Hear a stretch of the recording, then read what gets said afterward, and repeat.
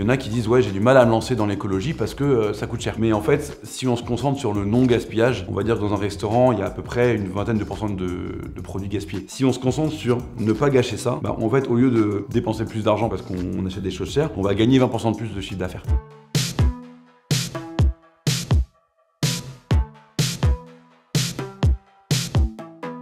Je m'appelle Thibaut Spivac, j'ai aujourd'hui 36 ans, je suis chef et propriétaire de 2 restaurants à Paris. Anona, qui est un restaurant gastronomique très engagé sur l'écologie, et également de Starving Club, qui a les mêmes engagements écologiques, mais au lieu d'être sur la version gastronomique, on sera sur une version street food, donc plus accessible à tous.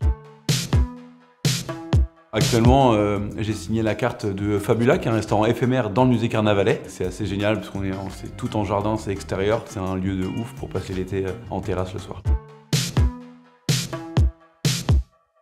Pour moi, la gastronomie éthique, c'est plusieurs choses. Il y a évidemment l'écologie, mais il y a aussi le bien-être humain, le respect des employés, le bien-être, d'avoir des horaires un peu plus aménagés que certains restaurants, ne plus travailler le week-end. Là, en ce moment, je suis en train d'essayer de trouver un appartement, faire une salle de repos pour que les équipes puissent se reposer l'après-midi sans avoir besoin forcément de rentrer chez eux, etc., prendre une petite douche, un café. Emmener mes équipes dans les champs pour découvrir les éleveurs, les producteurs, les pêcheurs, etc., pour que l'écologie qu'on travaille dans l'assiette, il est dans la tête et que ce soit pas juste des mots et des actions qu'on reproduit. Et ça, c'est important, du coup, ce partage et cette transmission. Et après, donc, au niveau écologique, ça va être travailler local quand on peut, mais quand on n'est pas local, juste en fait se renseigner sur la méthode de travail. Je suis pas anti-café, anti-cacao. Par contre, il faut que ça arrive en France en cargo voilier, il faut que ce soit bien travaillé sur place. Et du coup, c'est intéressant de donner ses sous à des gens qui sont engagés à travers le monde entier. Ensuite, ça va être évidemment le zéro gaspille, le recyclage des biodéchets. C'est une espèce d'écologie au sens très très large du terme. J'ai effectivement une étoile verte au guide Michelin et 3 écotables. D'ailleurs, c'est 2 choses qui sont liées et qui sont hyper importantes pour nous. Le Michelin, depuis 3 ans maintenant, a décidé en plus de récompenser les restaurants de qualité, de récompenser des restaurants pour leurs engagements. Le Michelin, ils ont quand même un pouvoir de communication, c'est extrêmement suivi à travers le monde. Et le fait de récompenser des restaurants pour leurs engagements, ça va pousser d'autres gens à s'engager dans l'écologie, puisque si des gens ils sont capables de changer de vaisselle, embaucher 3 sommeliers pour avoir une, 2 ou 3 étoiles, mais ils seront aussi capables de dire l'étoile verte m'intéresse, je vais faire attention à comment je travaille. Et plus on sera nombreux à avoir des engagements comme ça, mieux le monde ira. L'envie de faire mieux, ça me vient de plein de choses, parce que moi j'ai grandi un peu dans la campagne parisienne, donc pour moi la nature ça me touche vraiment beaucoup. J'ai la chance d'avoir un jardin chez mes parents, on avait creusé un potager pour essayer de manger un peu nos propres légumes, c'était déjà extraordinaire, j'avais 15 ans je crois. Après j'ai eu la chance de beaucoup voyager, donc j'ai vu à quel point le monde est beau, mais des fois à quel point on peut vraiment y faire de la merde. Dans ma carrière de cuisinier, j'ai travaillé dans des grands restaurants, des grands établissements où la priorité c'était être parfait. Parce que c'est 2 étoiles, parce que c'est 3 étoiles. Si on taille un truc, ça doit être parfait, et que si le commis, il a mal travaillé, on met tout à la poubelle parce qu'il faut recommencer, il faut lui apprendre une leçon. En soi, ça m'amusait moi en tant que jeune débile, mais ça me semblait complètement fou de travailler comme ça. Et plus j'avançais, plus je me disais, quand j'aurai mon restaurant, je ferai tout pour réaménager tous ces petits points, tous ces détails pour que le monde aille mieux. Et donc j'ai commencé quand j'ai ouvert Anona. J'ai arrêté de vraiment travailler pendant 1 an pour me concentrer sur le projet. Vraiment, je me suis listé un peu tout ce qui allait pas pour avoir en fait un restaurant déjà avec des bases saines, parce qu'on peut changer de carte, on peut changer de fournisseur. On va pas tous les jours racheter des tables et des chaises.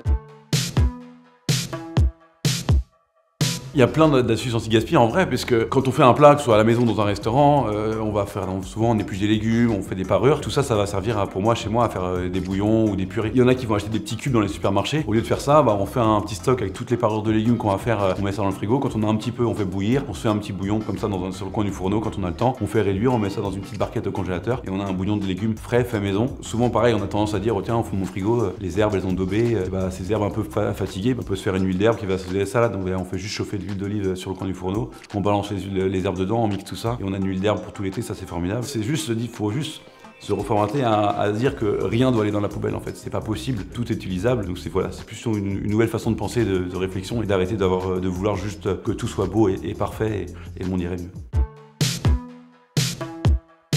Il y en a beaucoup, lequel je voudrais partager. Je pense que effectivement mon plus beau souvenir, c'est simple, ça va être la victoire que j'ai eue avec Pierre Gagnère. C'était un thème sur les meringues salées où j'ai fait un hold-up total sur cette épreuve et Pierre Gagnère m'avait encensé, c'était dithyrambique et c'est le genre de truc en tant que jeune cuisinier, ça m'a fait vraiment grave plaisir et puis après tu as tous les autres candidats qui ferment leur gueule quand t'as pesé avec Gagnère, donc ça c'est top.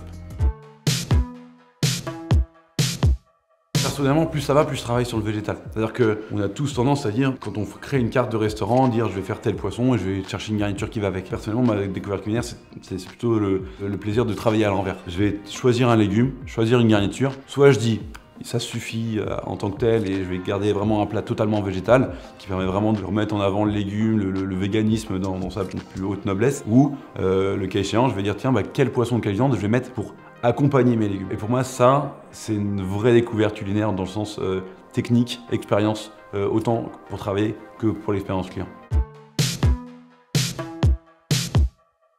Je suis pas sûr qu'il y ait des recettes qui puissent perdurer dans le temps. Il y a la tradition française évidemment, qu'on est toujours hyper content de retrouver. Je pense que finalement, les plats de grand-mère, on a tous, quel que soit le pays d'où on vient, l'origine qu'on a, on a forcément des souvenirs culinaires que nos parents nous faisaient, que nos grands-parents nous faisaient. Et je pense que ça c'est les plats intemporels.